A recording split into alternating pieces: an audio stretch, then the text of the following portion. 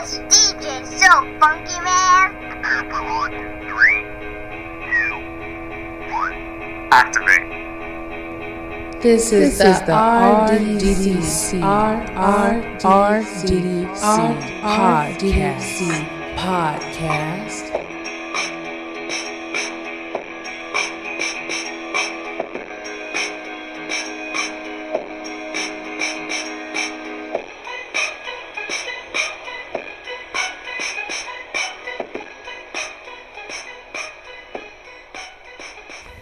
Welcome to the Real Double Dose channel. This is your host Lex coming to you straight from the heart, where the talk is real and the vibe is always live. Thank you for listening to this segment, and I'm so sorry for the late responses and the things that should have been done, could have been done, but now we're here. For any questions or feedback or show requests, you can reach us at Real Double Dose Channel at yandex.com. That's Real Double Dose Channel at yandex.com. Also, you can reach out to us and check up on the food for thought segments or anything, just to check up on that and look through some things that may interest you into growing yourself. And we're going to put that again into a book form. We're having a little bit of formatting issues and stuff going on, but I'll catch you up on that. So that's realdoubledosechannel.blogspot.com, realdoubledosechannel.blogspot.com. And just happy to have you ignite and spark the hearts. And again, we have a Skinner store with some apparel, some different things going on there. We also have a lot of services we're opening up pretty soon, where we have publishing services, counseling services, and, you know, they all have that intro where you can kind of just get your feet wet before you jump right on in. And we're just happy to hear from you, your comments. Thank you for your love. And it's been a little while since the segment's been put out, and you have not been forgotten. We've been putting together some great material, and that's not an excuse, but a bump up the Richter scale on where we are going with everything that will be taking off. So I am holding the mic in the studio, and I just like the free-handedness. So if you hear some in and outs and not so much of a consistency and levels, I'm just keeping it real, straight from the heart, and talking to you the free way I can without being so stiff with the mount. So I'm happy that you're all here. And we're going to have so many part 1 and part 2s, but this segment right here that we're going to dedicate for right now and today is going to be called Inner Haterade. Self-haterade, a little bit more understandable. And this came from so many things that have occurring with so many losses again and gains. I really don't know how to call it. I mean, I really don't. One minute people seem to be in my life, whether it be friends, colleagues, work, so many things. And then the next day it's like, boop, off the map. Don't know what happened. And my frequency of my spiritual alignment is so gravitational pull from so many levels right now. I don't even know what's going on. It's kind of like I'm a phone booth, like a router, and I have so many energies and so many connectivities and thought forms that are coming at me and thinking of me, and so many things are going on that I can't really, at this point, before I could, but now it's like I can't even pinpoint what's going on in my frequency. It's almost like an open door, and you got to be careful to let the right ones in and the wrong ones stay exactly where they belong. But we're going to get to self-haterade. Oh yeah, self-haterade. So that one is basically jumping into when I was talking to Sam. You know, he's a very good friend of mine, and we've been friends for, at least the last 10 years. And you know, there's a lot of friendships I have, but Sam just seems to be really down on himself a lot on what he can and can't do.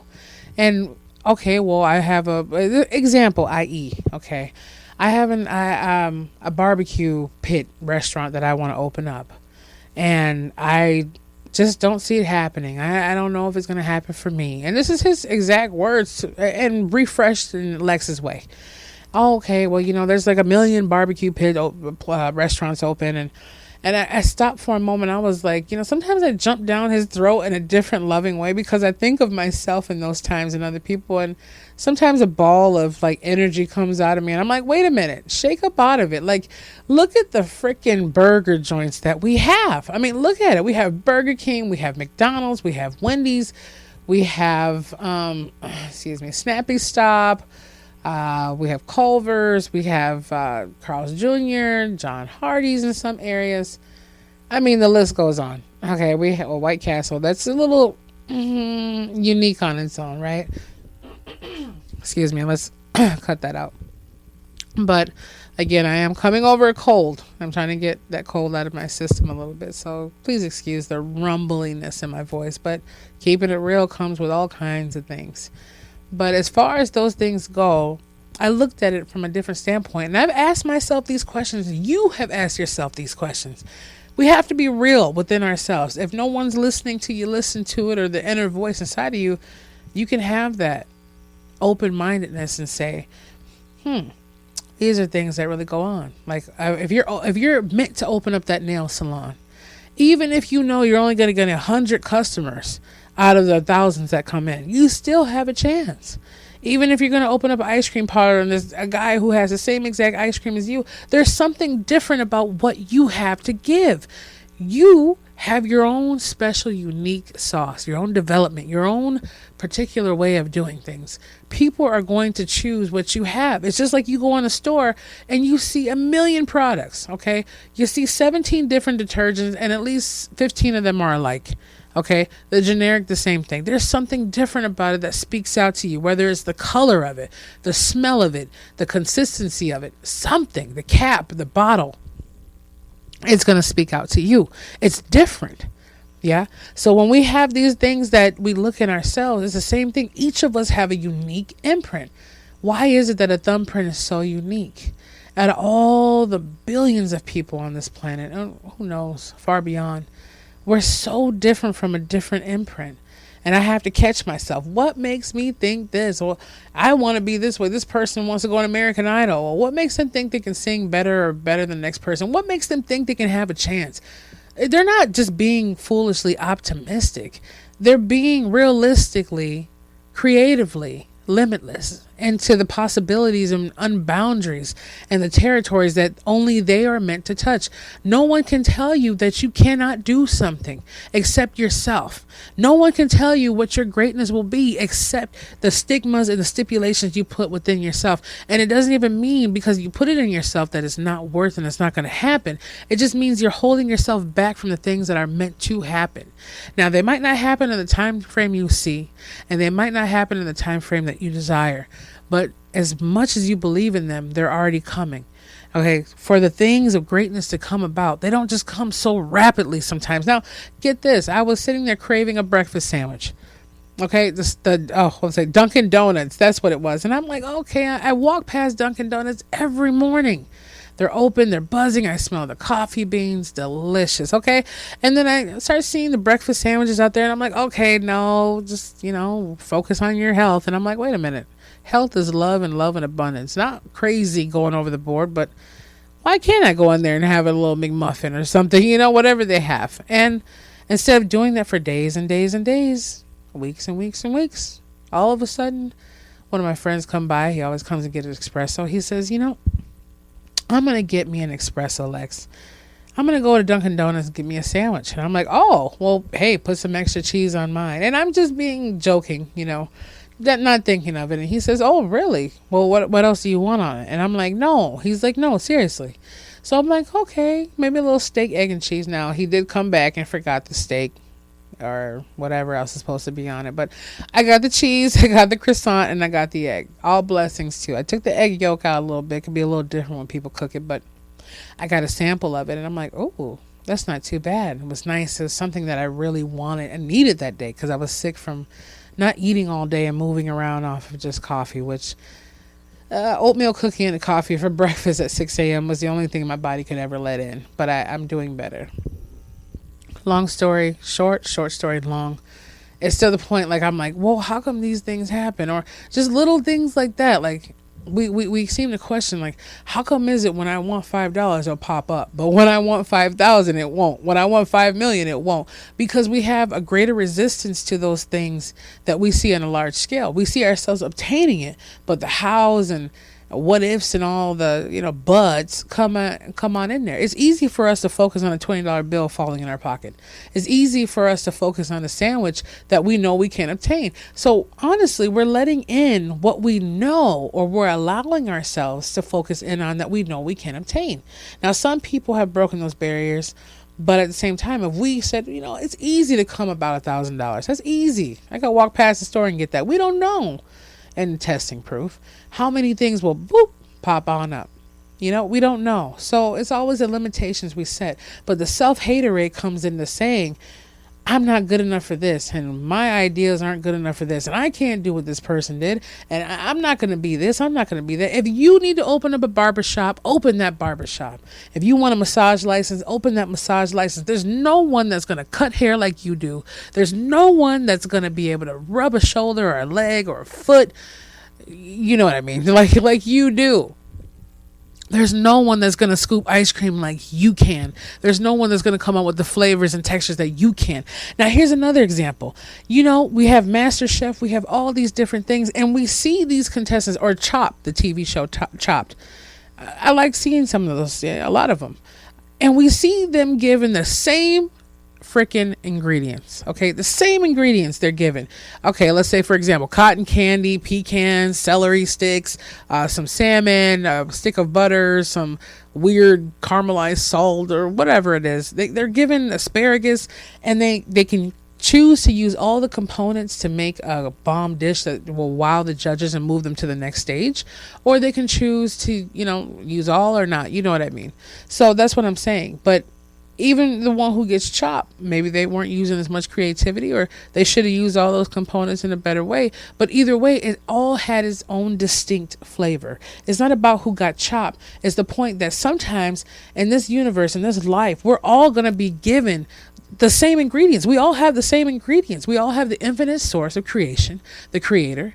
We all have these. We all have this, regardless if we accept what it is or not. It is, and it always shall be. That's just the way it is. No matter what religious standpoint you have, what mentality stand, what spirituality level, there is greatness. You can look up to the sky and see the stars or see the clouds. There's no denying that we are not alone. I don't care how you want to look at it. Hate me, love me, I'm speaking the truth. My truth, my opinion, my fact, and maybe it's yours. But all I'm saying is, at every tip of the iceberg, your ingredients are meant for you. No one's going to make what you have different than what you have. You are the difference. So stop us, all of us, me, you, Anthony, all of us, anyone listening, anyone feeling what I'm saying. Stop self-hatering. We have enough haters enough on its own. We have people at work bringing us down because they don't want to rise up, or us bringing someone down because we're not rising up high enough. We have enough negative stipulations when we look in the mirror or look at a person and compare ourselves to them when we walk into a mall or a store. When we see a beautiful woman pass by, females and ourselves, we look at them and say, oh, well, maybe I could have a little this, or they look nice in this. We break it down in our heads. It's just natural instinct and natural negativity habit. Sometimes positive reflects in there too. It's always going to be the same tempo. That's the way you see it. The guy could pass by, oh, look at this guy, he has a six-pack, he has this, or he has a tummy that I want, or maybe he has a beer belly that I want. I'm not saying that you don't have to be skinny to be somebody, and you don't have to be overly indulgent and large to be somebody. Just be you. It doesn't matter where it fits in. But the whole point is your ingredients, your stuff. So self-haterade, that's where it all begins. It does not matter. You're going to have some. You don't need them, but you're going to have haters no matter what level you're on. For, like Tyrese was saying, for every level, there's another devil. That's real talk. That's the only talk that really is on that level, because if you look at it, for every level, a person up there super rich is not leaving anything more than we have to deal with. They just have more things to be taken care of, and quote, less bills, because they can take care of it, but doesn't mean their stuff is any less or greater. It just means they're in a different position in life that they've put themselves into or been put into. So self-haterade is something that we all do, like inner haterade. Why continue to make ourselves feel crappier? Isn't it enough on our own? We go in the mirror and my nose, my eyes, my hair, my lips. Oh, look at this. I mean, it's all about what we do, and we're made of so much water already, the crystallizations in our cells. Are we planting the good seed, or are we planting a half seed or the bad seed? We can't just simply go and say, okay, well, today I'm going to put a good seed in and everything is going to work out fine. But tomorrow I'm going to turn right back around and put a bad seed in there. So we're sitting here yin yanging, yin yanging, yanging, yin. And then we're saying, oh, well, things aren't popping up for us. Well, come on now. Haven't you looked a little bit and saw what you're not letting pop up for you? I'm talking to myself here too. So it's always a balance. You know, you can't sit there and say, I'm going to drink clean water tomorrow and I'm going to put a little cyanide in my water the next day and feel fine. So, I mean, we have to be completely cognitively aware, more self-aware of what we're doing to ourselves. We're having more haterade and self-inner haterade than any hater can put upon us, because their outside perspective and opinion, their depressions and their downfalls, their attitude and negativity can only surround us. But when we give it inside of us is what we give to ourselves, and we inject it directly inside of who we are. Our spirit, our heart, our minds, all of it is directly in our system, in our bloodstream. That's the worst kind of poison there is. Self-haterade will only bring you down a level of nowhere faster than you ever thought. So that's one thing we have to figure out more of ourselves. When we catch ourselves in the moment, it's a force of habit. It is. But catch ourselves in the moment. When I look in the mirror, I'm like, oh. And I'm like, you know what? Shake it off. And sometimes we feel a little dumb to do those things to ourselves and give ourselves a compliment. If it's so easy for us to compliment someone else, maybe it'll make us feel better in the doing so. But every time I look at someone and say she's a beautiful woman or he's a handsome man, well, look, Lex, you're just as beautiful. If not, you're more. You know what I mean? I got to give me a little embellishment here. Come on now. Like, let's be real about it. Pompous, arrogant, confident, whatever you want to label it. I'm not going to downplay and dumb myself down to a level to make somebody else feel comfortable. If someone feels uncomfortable within themselves, then they'll know just for the fact that they're uncomfortable around other people being themselves around them. If you're comfortable with knowing who you are and where you stand and where you're growing and going, there's nothing that could ever shake you from where you are ever again.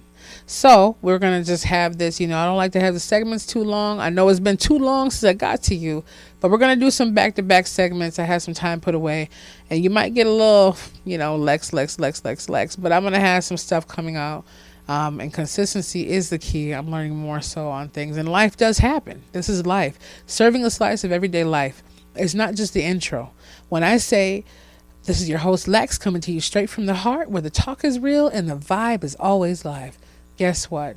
The vibe's live and the talk is real. Serving a slice of everyday life is what we're all about. This is what happens. So these conversations are growing and going to keep us moving in whatever direction we need. They give us clarity, insights into more who we are, and just kind of define who we are within ourselves. Find that rhythm of the beat. You know what I mean? Like, just get it and connect to it, because the only best friend you're ever going to have other than the source of all creation is yourself. At the end of the day, you can have your loved ones as much as you want, but when you go or when you come, you're always in you. So you are your own best friend. Okay. I can't even trust myself half the time to even bite a slice of cheesecake or go down the right road. So at the same time, without that guidance system of having the infinite source and the balance of harmony, whether it be in the things created or nature, it's always a blessing to know that we have a path that we can be led on and be a part of. No matter where we are, we just connect to all that we have been made to be. It's not about putting ourselves down. It's about rising up beyond where we ever thought we were. It's about embracing it. And the words that I'm going to start having in my heart are the ones that I continually want to keep saying over and over and over. So thank you for tuning in. We will definitely be serving up the flavor. I appreciate all of you. And if you have any comments, you want to be a part of the show, whatever you want to do for any feedback, let me, the RDDC team, know. We're here. We love you. We're going to put some links in the description. And I just want to let you know, I got you, right? You can say, Baby Rexa, I got you. So I was kind of cute. That's something I did like. I try to listen to a little harmony. I like my oldies. I like my rock. I like my classic. I like every single thing that has a harmony and a beat that makes my heart move. So I'm going to remember the words that I've been putting in my head. And that is, be the change. Feel the passion and embrace the power of the Spirit. Okay? That's what I'm talking about. And at the same time, I know you're always worth more than you are. And we'll be back with you with more to come. And really, really soon. So we'll talk with you. Stay blessed and only you.